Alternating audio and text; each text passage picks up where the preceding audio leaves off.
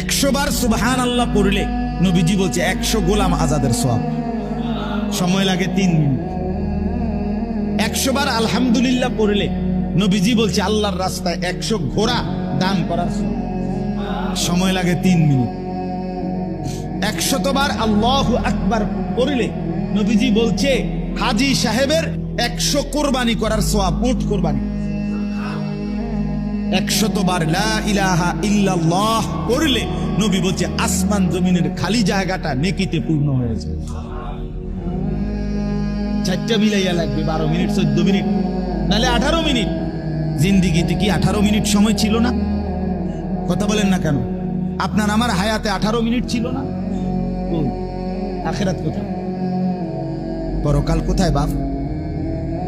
এই জন্য দয়া করে আল্লাহকে যদি মানেন, আখিরাতকে যদি মানেন, নামাজকে যদি ভালোবাসেন, যাকাতকে যদি ভালোবাসেন, আল্লাহকে যদি ভয় করেন, তাহলে মসজিদ দ্বীনি মার্কাজ